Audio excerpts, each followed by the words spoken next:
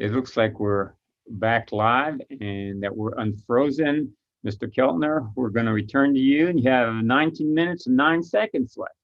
Thank you, Your Honor. Thank you. And I apologize. As you know, as I was saying, this is a subject matter jurisdiction case. The issue is the ETC convinced the trial court to dismiss Tema's breach of contract and negligence claims on the basis that the Railroad Commission had exclusive jurisdiction over discrimination claims. The problem with that, as I was saying, is there is nothing in the pleadings about discrimination, rateable taking, or any derivatives of those words. But despite that, and that ought to end the inquiry, to be honest with you, and that's our position. But despite that, one thing is absolutely true. As far back as three Chief Justices, as far back as Chief Justice Calvert, three Texas Supreme Court justices have held that the Railroad Commission does not have authority or jurisdiction to interpret contracts, entertain matters that are inherently judicial in nature, including contracts and negligence claims like this one, or award contract or tort damages even for discrimination. And those quickly are 4A versus Crown Central. That was Chief Justice Calvert, who said an administrative agency is powerless to award damages, especially the Railroad Commission, doing an intense review of what the predecessors of 111-086 and 087 in Gregg versus Delhi Taylor, Chief Justice Greenhill said that negligence claims are inherently judicial in nature and the Railroad Commission has no authority or jurisdiction over them.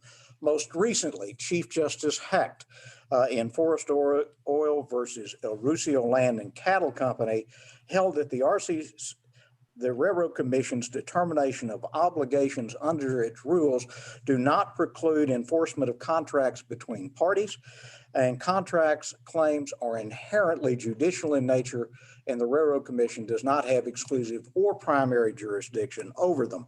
If you look at those cases, those would be enough. But there's one case that has the— Mr. Keltner, in applying what you just said, do we look at what you say your claim is in petition or the label, or do we look at the substance of your petition to determine what it is? Look at the substance. That's an excellent question. You look at the substance of the petition. That was the Supreme Court holding in Clint Independent School District by Judge Boyd in 2016 says precisely that. It's not the nomenclature, and we accept that. It's not the nomenclature. It is what the gravamen of the claim is in the pleadings. Let me point out, there are no special exceptions here.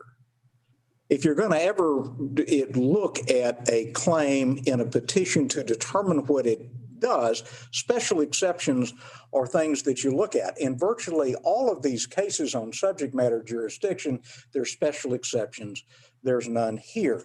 But let's turn to the petition and look at that. But before we do, let me tell you, the Bishcap case by Justice Barrow, who subsequently went on the Supreme Court, was a writ refuse case.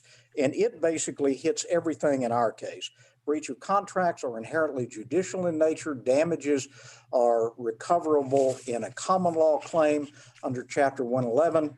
And there's no authority to interpret contracts in the Railroad Commission. But if you look at tab 1 in our handout, you'll see the petition, and I have listed for you the various parts of the petition on pages 5 and 6. On page 5, you'll see what our contract claim looks like. And Chief Justice Quinn, if you look at the substance, you'll see it breached its obligations in section 101 and 103 of the gas purchase contract to buy Tema's gas and provide facilities. Alleged a UCC 2.306 claim that they didn't use their best efforts in good faith to do that. And then in paragraph— Real quick, just the housekeeping, Mr. Yes. Keltner, you provided Mr. Cole a copy of your exhibits? Yes, sir. And he gave me a copy of his letter as well. And then, of course, on page 17, you will see our negligence claims, and they are stated just as clearly as they can. As I said, no special exceptions. And remember, what is important here, these are the pleadings. These are the only ones. And there's no mention of discrimination, rateable taking, proration, or anything like that. There's simply Mr. Keltner, I've got a question for you. Yes. Along those lines. If ETC had discriminated, would that evidence a lack of good faith? You argue a lack of good faith a few times throughout your pleadings. And It could. in paragraph 14, you talk about a lack of that Tema was unable to deliver the gas because of ETC's breaches of contract, including the failure to act in good faith or use best efforts to resolve. I'm trying to reconcile that alongside the discrimination argument. If discrimination can be used as a basis of contract liability, doesn't that bring us into what the other side's arguing? No, I don't think it does, number one, and I will address that in specific detail. The issue is this was an output contract. We had to sell all of our gas to them. They agreed to take it all. Now, they at one point said they didn't agree to that. They've now backed off that. But the issue is, did they use good faith and best efforts to accomplish that? Did they maintain their facilities? Did they keep those up? That's what we're talking about there. And let me pose this question to you. You all know a lot about charges. I'm talking to a group of people who have a lot of experience about that. Think about Rule 278. It requires a written pleading to support any issue that gets submitted to a jury. Could we submit a discrimination claim on these pleadings? Answer to that is no, we could not. In fact, it's even doubtful that we could get evidence admitted on that issue. And I think that tells the story. Even ETC told the trial court in our discovery battles that we didn't have those claims. And if you look at tab 2, especially page 8, I'll just deal with one. They said there's no allegations that there is a preference that ETC provided the other producers. It's not in the petition. It's not in their recent attempt to amend. It's not in their expert report. It's not in their amended disclosures. It's not in their amended interrogatory responses. That's not me. That is ETC telling the trial court what was in. Bottom line, the discovery dispute we'll get to in a second, but the real truth of the matter is no discovery was granted on these issues at all. There is no answer from ETC on any of the things that they are complaining about, and the pleadings simply don't raise a discrimination claim. Now, ETC... I guess let me ask you this. Are you saying you're not suing for breach of contract based on failure to buy all, but you're suing breach of contract on failure to have the facilities needed in order to perform the contract? I'm not saying that. We are claiming a breach of contract claim on the theory that they did not take the gas they promised to take, forced us to flare it, and did not build out their facilities as they promised to do, and that is the breach of contract we claim. Okay. Now, let me say that... and your measure of damages would be what? Is the market value of the gas or our cost of the gas. We allege both. One's a contract measure of damages. The other is the tort measure of damages. Is this the gas they should have taken? The gas they should have taken and the gas that was either flared by them or we were forced to flare.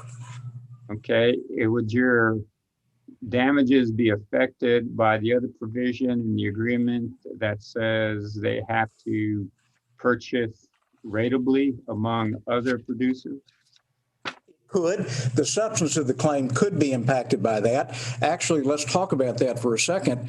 They took the position early on, and actually for the first 2.5 years of this lawsuit, that actually Section 8 prohibited any type of breach of contract claim because Section H said that is a rateable taking provision, and they also said they didn't have to take anything.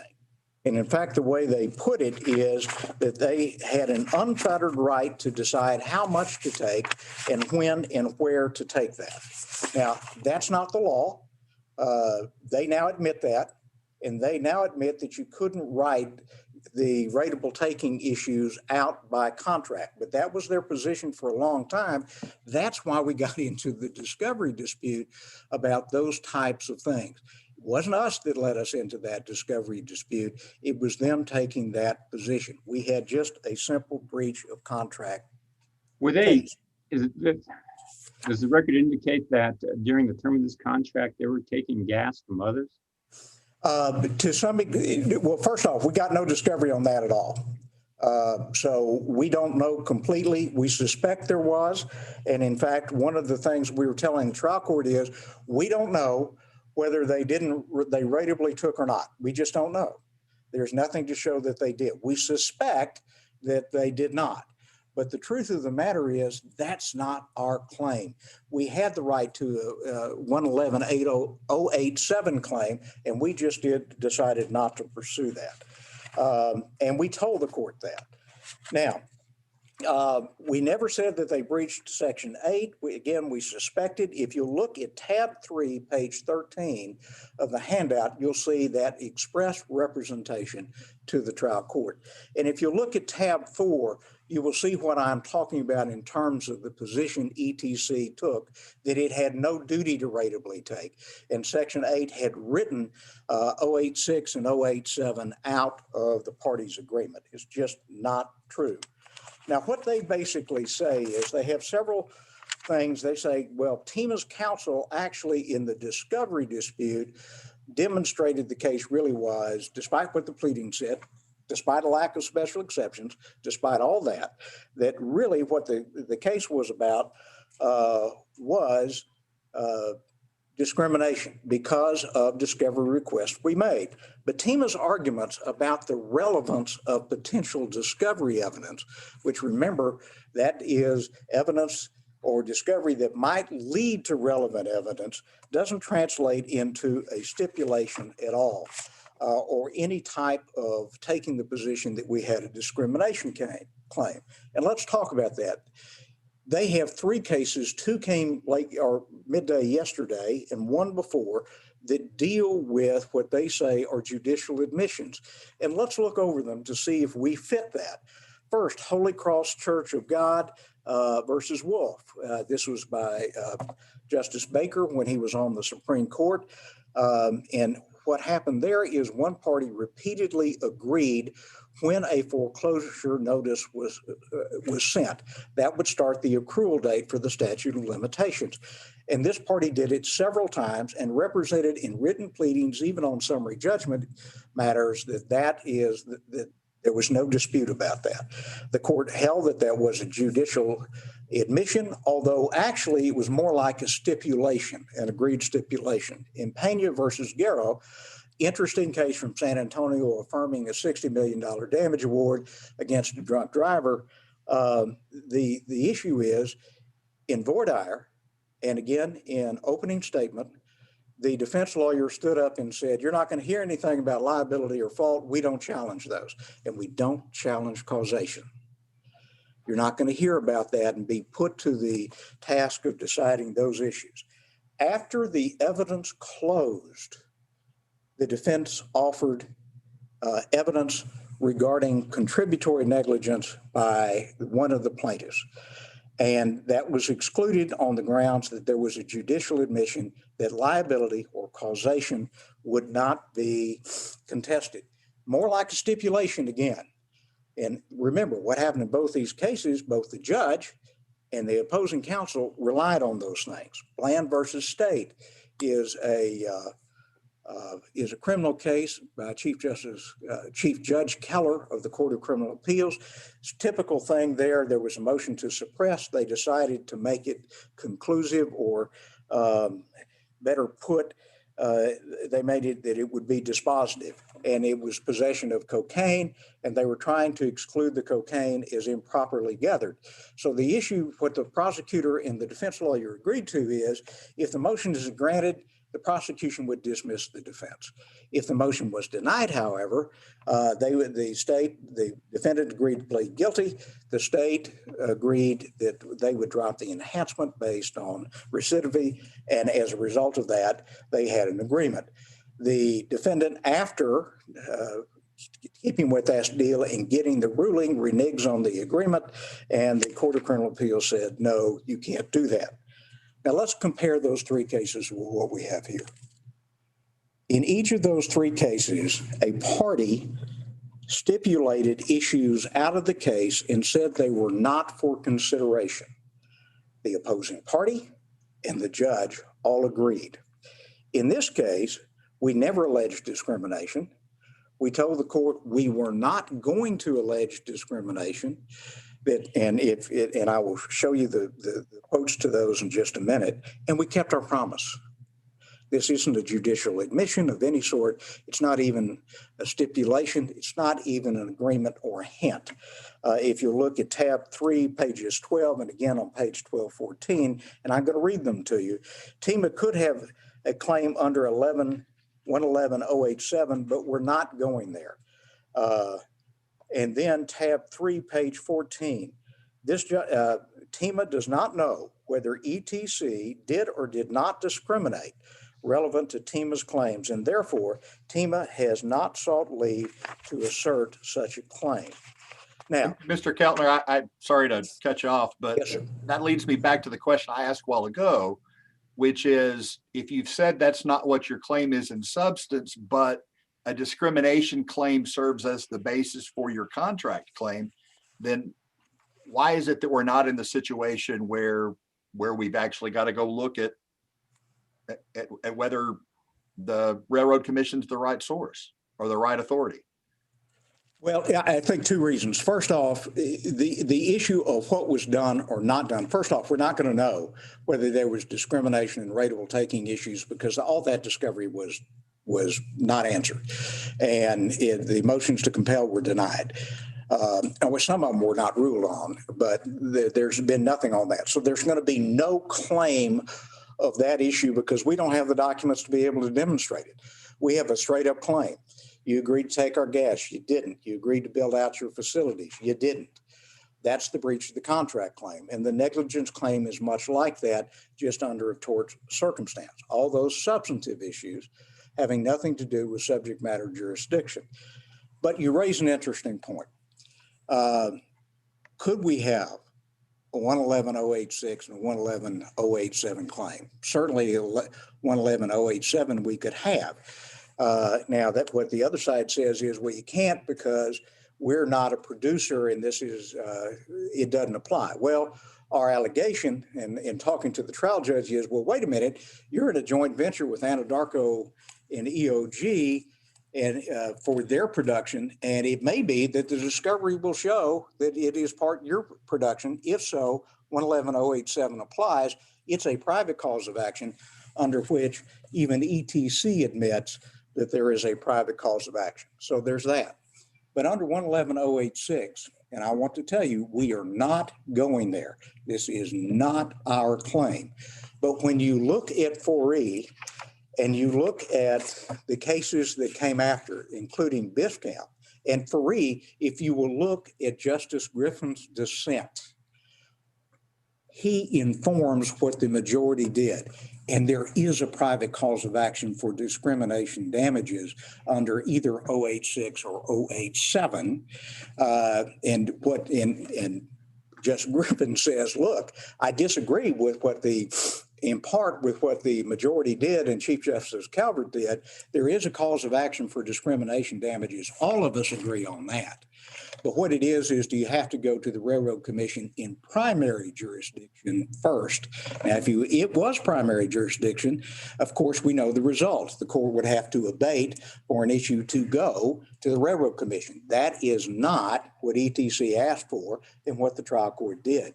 They dismissed on the basis of exclusive jurisdiction, and 4E says that's wrong. If there's any doubt about whether 11086 is involved in 4E, the dissent takes that out entirely. But Biscamp, which reinterpreted it, and by the way, is a writ refused and has the dignity of a Supreme Court opinion, did the same thing. Thank you, counsel. Thank you. You'll have 5 minutes rebuttal. Thank you, sir. Mr. Cole? Yes, Your Honor. I want to start. This is a statutory interpretation case, as I see it. It involves certain provisions of our natural resources code that deal with what are called common purchasers, pipeline companies like ETC, other companies in that business. And at the beginning of that chapter of the code, there is a statement of purpose. The legislature made this statement. I traced it back. It runs back to the original enactment of the statute in the 30s. And it says the purpose of this common purchaser law is the purpose of further conserving the natural gas resources of this state. And I start with that because that sentence is a powerful sentence. It is straightforward. It is what the legislature thought it was doing. And that statement, that concept animates the substantive law and the later provisions of the code, the cases about it, as well as highlights why the discussions before the trial judge were so significant in this case. I begin where Mr. Keltner began with his statement. He said to the court, our claim is that they didn't take what they promised to take, they being ETC. Consider clerk's record at page 39. Their original petition attaches the contract that they sue upon. The amended petition clearly refers back to that. And paragraph H of that we've talked about earlier. There are two problems they encountered with their contract claim as they began to litigate it. The first is this notion of a best efforts type or output contract began to fall apart because the contract clearly says we have no obligation to buy, as you would have to have if it were an output contract. And then it goes on to say, in a sentence that Mr. Keltner avoids referring to, that if any of Southern's facilities are incapable of receiving all gas available at the delivery points, a defined term, then we must rateably take in accordance with law. That is their claim, that our facility was not available, and their remedy by contract is to rateably take. So from the beginning of the case, the first pleading forward, what the contract they sue upon says their claim is, involves the decision about everybody on that pipeline, which implicates the question of conservation that animates our natural resources code. The situation became more complex in 2019. Discovery request after discovery request, the record speaks for itself on that. So counsel, if I may, yes, Ron. Your view is that to the extent the rateably taken provision applies, that's what interjects the discrimination because you didn't rateably take? That would be the claim. Their claim has to be, because it is that our facility is not available, that we failed to rateably take. And the decision as to whether or not rateable taking took place and what our obligations were is committed to the Railroad Commission by statute. That is the essence of regulating conservation because it requires a decision about everybody on this pipeline. Clerk's record 123. They're an excerpt from their motion to compel. They seek discovery about every pipe producer meter on this pipeline. The dispute was whether it was 34 or 56 of them, list after list after list. They were trying to turn, by 2019, the court and ultimately the jury into the Railroad Commission.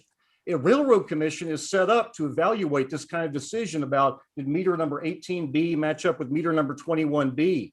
That's what they're built to do. That's what the code tells them to do by saying that they shall regulate and shall grant relief if there's a violation of those issues. But this kind of thing is what it means to talk about rateable taking. By definition, it is something that takes place along an entire system operated by a common purchaser and cannot be a one-on-one contract type of relationship. Mr. Cole, I don't recall, did the discovery requests that you're talking about, were those attached to your plea to the jurisdiction? Some are and some aren't. The motion to compel is attached by Tema, and it in turn refers to and attaches some other material. It's not a complete set, but it quotes enough of it. I think the court will certainly see this and others in the same vein. It seems like a novel argument to me to say that your request for discovery somehow invoke a jurisdictional issue. I was wondering if you've got any authority for that position, that the request for discovery can actually say, no, now we know what the true nature of your claim is and that the Railroad Commission should handle it. Well, let's start with it. We think there was a lack of jurisdiction here from the outset. This pleading's been amended once and it wasn't really a material amendment. From the very beginning, this claim has been within the exclusive jurisdiction of the Railroad Commission. We clued to it when we realized we were being asked to be the Railroad Commission and supply all this. And it's not just the discovery requests. It's the representations made over and over in court about why they needed it.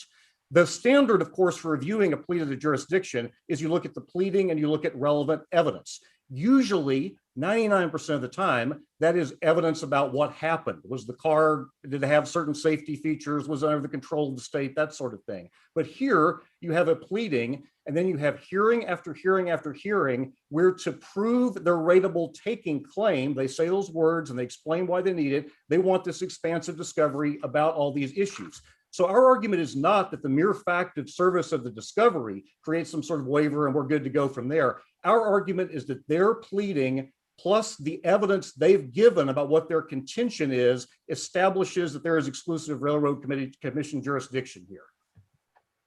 So simply the other related idea here, and I just came at the end when Mr. Keltner was reviewing authorities about judicial admissions and whatnot. This is not a gotcha. This is something that took place. The hearing on the plea discusses all the hearings that had taken place before. There's joking about, we've all seen each other on YouTube so much. These were deliberate statements of position made by Tema to try to get something, to try to prove their rateable taking claim. And they knew exactly what they were saying. This is no oopsie. This is something that they chose and were trying to influence the court with. The only distinction Mr. Keltner draws of the case authority in this area is, well, in those cases, they didn't get caught in time.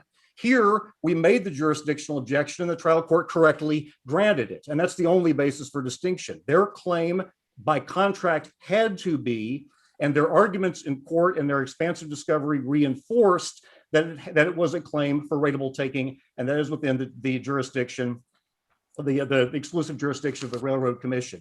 It is true that there's some back and forth earlier in the case about what was the claim, what wasn't the claim. The plea to the jurisdiction is filed in September of 2019. It attaches the various colloquies and statements and discovery requests that led up to that and the months preceding that. And the discussion of who said what when is fully aired out in the hearing before the court. There's no admission by us that there's something going on. We couldn't admit it anyway because it's an issue of jurisdiction. This is a situation that grew worse and worse as we were forced to become Railroad Commission-like in response to these requests. And the trial court correctly intervened on that. But it's your position that it is impossible for Tema to have a damages model without reference to Section H and rateable taking. Is that That's correct. This contract, for what they say, requires paragraph H. That requires rateable taking, and they've had Railroad Commission jurisdiction. And that is not some gotcha type result either. These provisions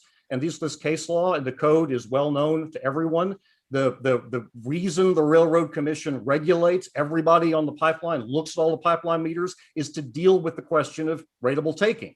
And so when they see that in there, Mr. Cole, if I may, of course, with regard to Justice Doss's question and your answer, that your answer is based upon what they allege to be the breach of contract, i.e. you didn't have the facilities to take all of it.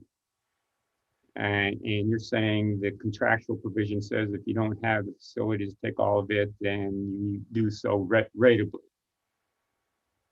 Is that correct? That's correct. Okay. If they just out and out suit for breach of contract, you said you would take it all and you didn't. And they don't say why you didn't. Mm-hmm. Does that invoke the contractual provision with regard to rateable taking? It's a different case on the face of the pleading. I don't think it gets them out of the box, though, because the pleading still must be read with reference to the contract, and that is in evidence elsewhere. It's in evidence in our plea. And then, of course, you have the lengthy series of explanations.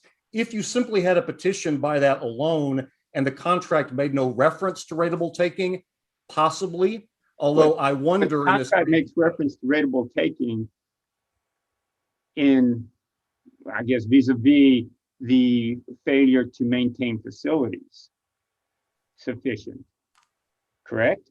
Does it refer to rateable taking in any other case? In any other situation?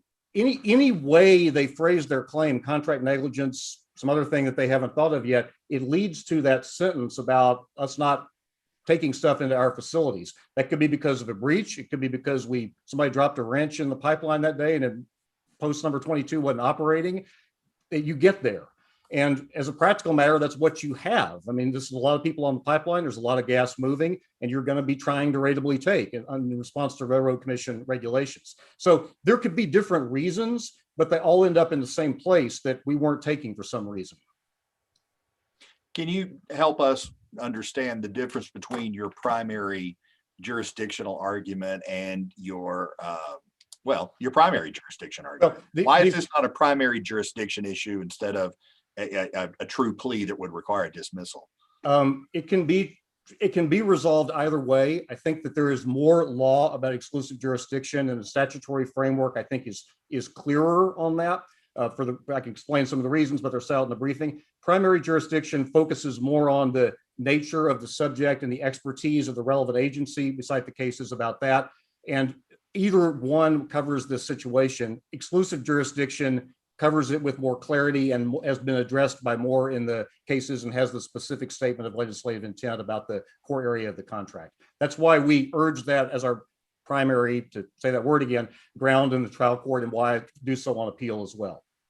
Assuming, arguendo, that this is a rateable takings discrimination case within the scope of the Railroad Commission, what relief can the Railroad Commission give Tema? Well, Assuming you did discriminate. It's worth looking at those provisions, because they tie back to the nature of the problem. Remember, the purpose of this is conservation.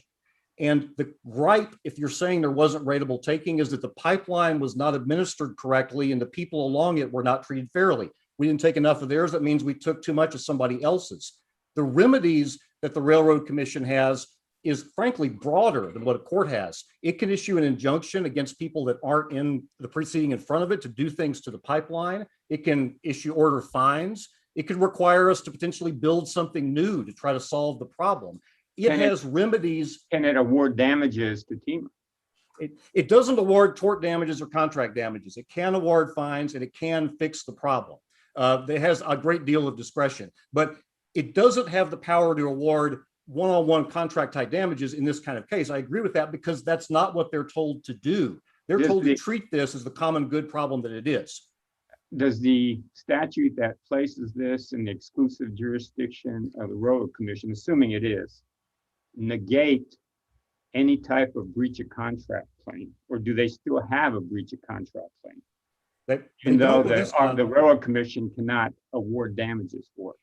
They don't with this contract, Your Honor, and I think there's a good reason for that. This refrain about common law rights that you see in these cases that Mr. Keltner has referred to, there hasn't been a common law right ever in this area in Texas. This statute runs back to the 30s. Spindletop was still producing, still new. This problem of rateable taking and common producers has been around forever, and it has always been treated by our Natural Resources Code as a tragedy of the commons problem, as something that needs to be dealt with by one uniform commission. So yes, there is not a place for one-on-one contract type claims in this situation, because by its very nature, it involves the interests of everybody else. The one exception, though, is the provision about discrimination in favor of your own production, because you can carve that off. And that's why the legislature has carved that off for as long as this statute has been there. And it does allow a claim in that situation, conspicuously not allowing it in others. That's the one time you can have a contract claim or potentially a related tort claim that wouldn't implicate this regulatory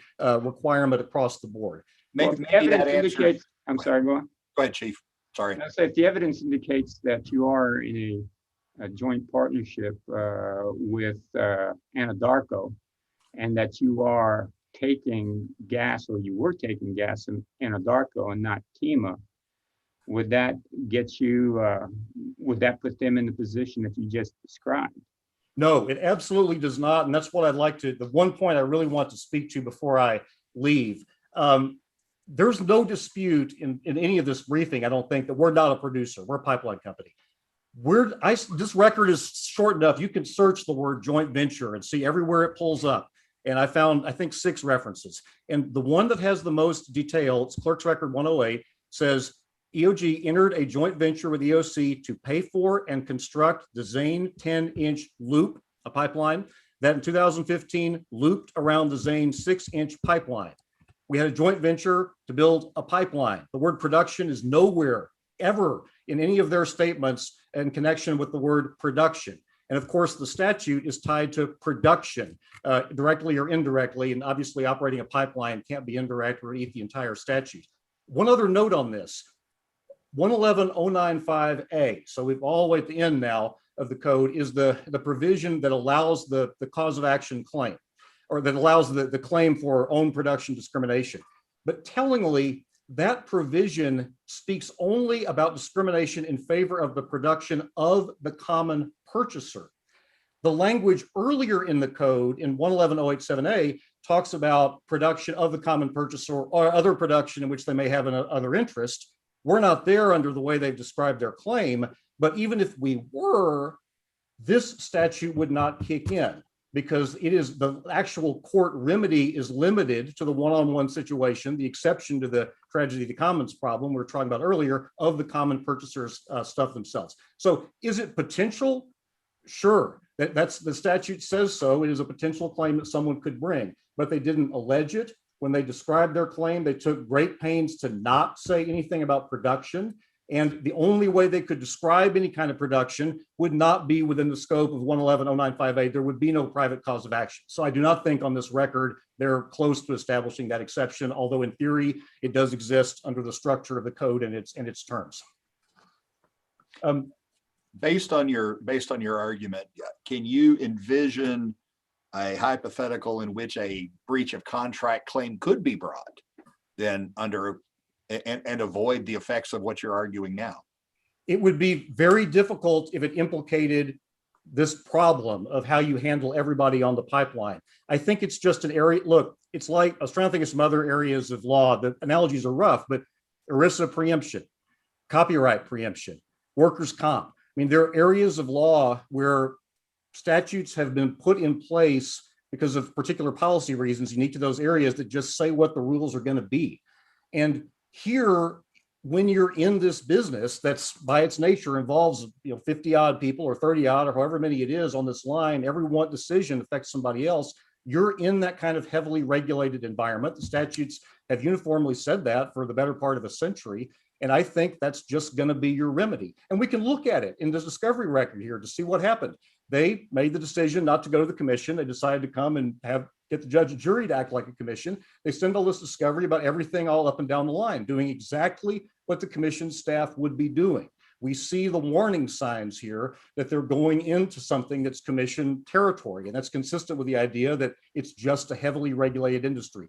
There could be contractual obligations. For example, if you had a contract that perhaps did not implicate rateable taking and you had to do something within a certain period of time, you had to cut the check in a day or something like that, that kind of administrative thing, that kind of contract obligation might not be pertinent. But when you're talking about outages like this, I think the statement in the contract is largely a statement of what the applicable law is, that this is regulated and rateable taking is the law that controls. And so your position is that because this involves money damages, that essentially 016 preempts the field and we don't have anything else that we can do. Yes, it's a matter for the commission. They have authority to do injunctive relief and to have penalties and other things that they think are, but by its nature, it requires everybody to be looked at all up and down the pipeline. It's not a one-on-one person. It's just not a place for a court case.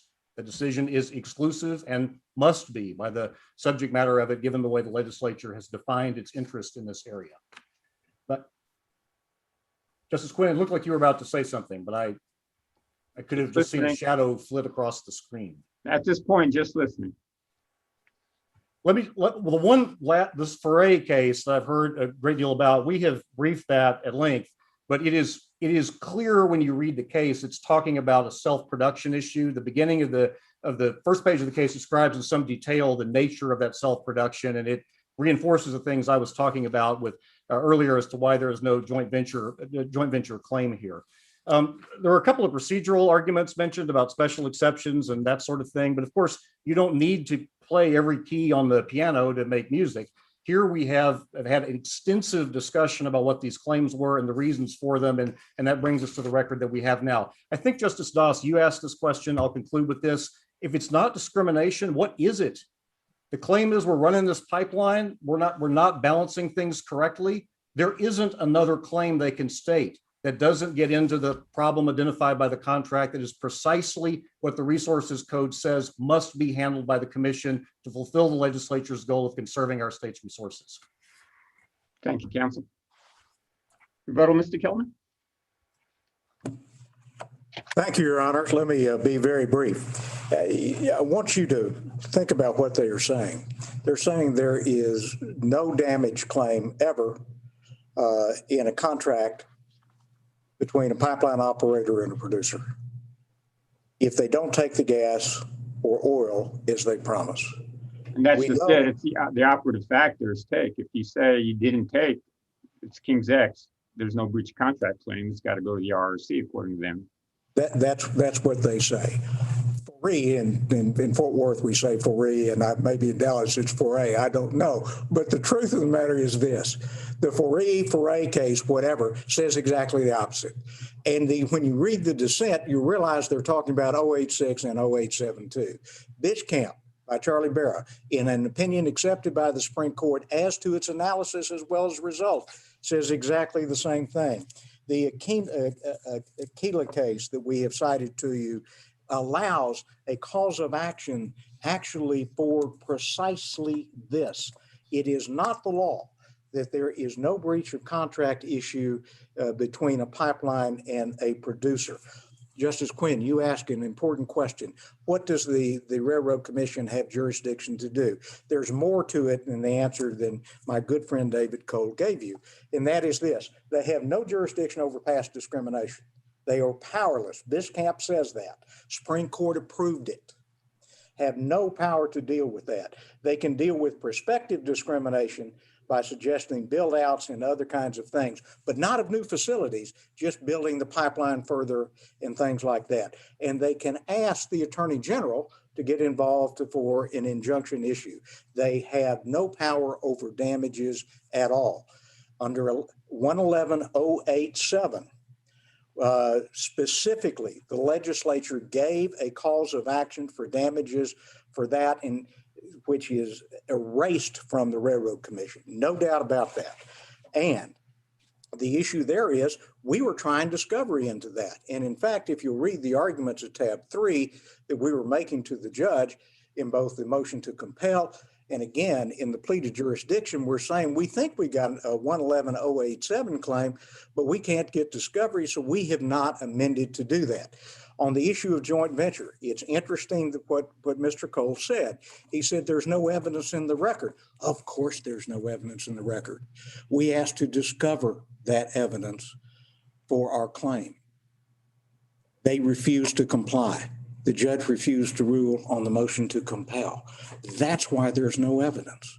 That goes to a substantive issue, not the issue of subject matter jurisdiction. The issue of whether you could have a claim under 111.087. And we said, at this point, we can't go there because we don't have any evidence on that and we can't get it. The issue of what Mr. Cole said, one other thing, it was a bold statement. He said, courts have never considered these causes of action. Now, he cites two cases, Chenoweth and Deep South, for the proposition that there's exclusive jurisdiction. But in both those cases, what the parties were asking the Railroad Commission to do was to set rateable take issues. We're not asking for that. There's nothing in our pleadings that asks for that. How are you able to frame a damages argument or present evidence of your damages and avoid 086? The maintenance of the facilities, if nothing else. I mean, the real truth of the matter is, first off, I think 086 does give rise to a private cause of action. I think Faree says precisely that. Biscamp certainly says it explicitly, and the Supreme Court approved it. So let's set that aside. We are not going there, but nonetheless, let's set that aside. The maintenance of the facilities, which they in the contract agreed to do to take all of our gas. Not something the Railroad Commission can deal with. They can extend lines. They can extend it to other people that the lines aren't extended to. They can do other kinds of things, but they certainly cannot do that. They act as if discrimination is the only way the contract could be breached, and they're simply not the case. And there is no case out there that says that? Where's the case that says you can't get damages for discrimination? It doesn't exist because you always have been able to do that. And otherwise, you put landowners, producers, and the like at the mercy of pipeline companies. And the point the legislature was trying to do was to avoid that because they have common carrier status, and that is the bottom line. What we ask you to do is, first off, this is not exclusive jurisdiction. We don't think it's primary either, but if you think it's primary, it's an abatement to go to the Railroad Commission to get what relief, I don't know. A finding of discrimination under Judge Griffin's, I'm sorry, my time's expired. Well, Mr. Kellner, that was exactly the question I was going to ask you is, okay, in the event of an abatement, what occurs once the case goes over to the Railroad Commission? Well, if you follow Judge Griffin's dissent in Faree, he would say you go there to get a finding of past discrimination. Problem with Bishcamp, which comes later and approved by the Supreme Court, with Griffin still on the court, by the way, said, no, you've got a cause of action for damages for that. And by the way, the Railroad Commission can't consider past discrimination in any event. And there is no jurisdiction in the Railroad Commission for past discrimination. And that's undisputed in law. And I've never heard that argument anywhere else. But so the answer is, I think you get a finding of, you'd have to get past discrimination. It's not in the Railroad Commission's jurisdiction. What they're really telling you is the secret to this case. There's no remedy. And of course, there is a remedy, and the legislature intended a remedy. That's why they drafted these things. That's why the Supreme Court in Faree and Bishcamp, and actually Judge Heck's opinion in Forest Oil did exactly what we say they did. Thank you, counsel. Any other questions from the court? Thank you. Thank you. Thank you for going to all the trouble of Zoom. We appreciate it. Yes, no problem. The case is submitted, and you will be excused to go. And thank you for working with us on the Zoom. And I'm glad that the technical problems are few and far between, but they still exist. So I'll say, Mr. Kellner, you never looked so handsome as you did frozen on my screen there for those minutes. Yeah. You know, Great blessing. So peaceful. It looks natural. I'm afraid, Judge Cardle, that Perhaps we might do screensaver. Peaceful and maybe in repose, which is not a good thing. Gentlemen, thank you very much. counsel, We appreciate it. we'll be in recess to our next settings.